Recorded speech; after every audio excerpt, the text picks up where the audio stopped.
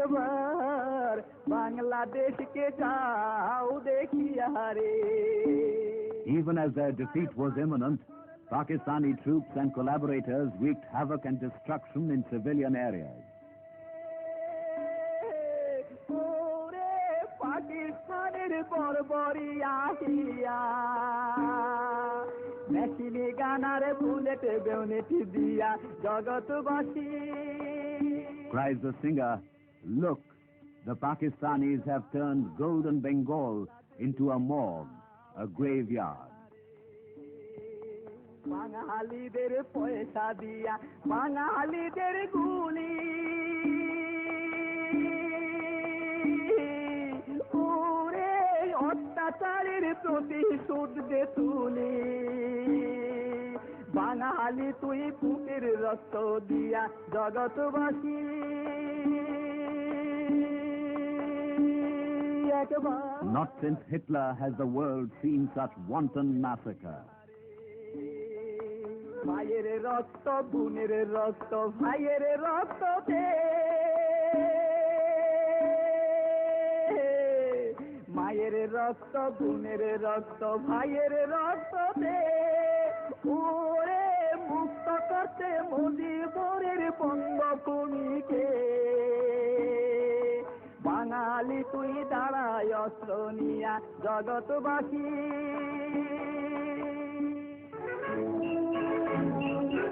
In contrast, the Indian armed forces treat Pakistani prisoners of war with a humaneness of which the whole country can be proud. The wounded are given medical treatment, the frightened are reassured. Not since the Second World War has such a massive surrender taken place. Surprisingly, many of the prisoners express amazement at discovering that the Indian armed forces are composed of men of all faiths and religions. Obviously, the Pakistanis have been victims of their own vicious propaganda.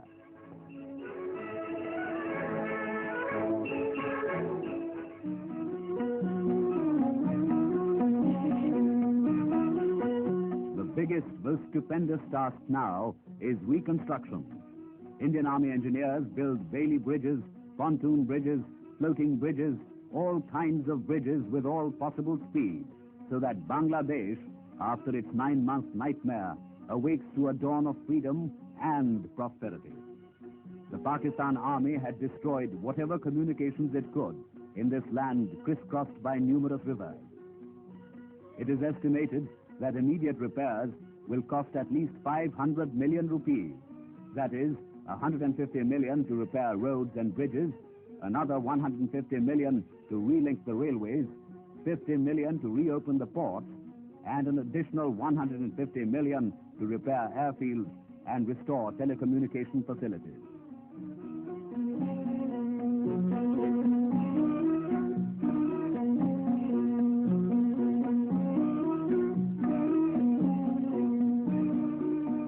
The enthusiastic civilians of Bangladesh work side by side with Indian Jawans in the process of restoration.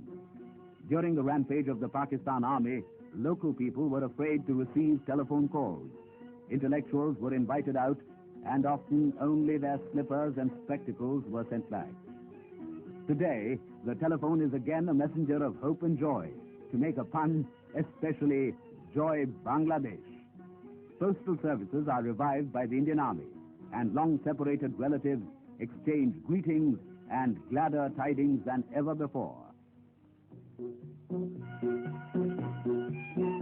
Whatever was plundered from the hapless citizens by the Pakistanis is recovered by the Indian Army and handed over to bank officials of Bangladesh.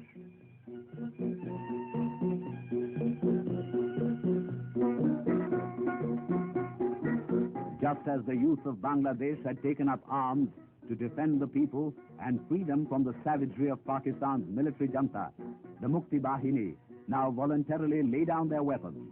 The war is over. Other tools must be taken up now for an economically stable peace.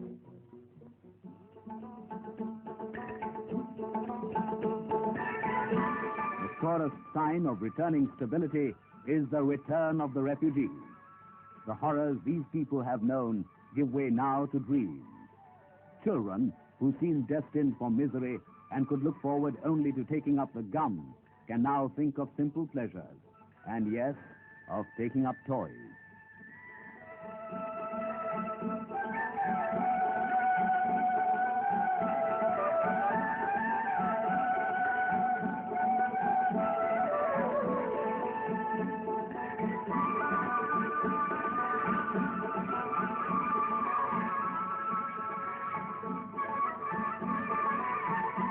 The cattle may be thin and skeletal, but the farmer is the backbone of all economy, and there is hope in that he has survived.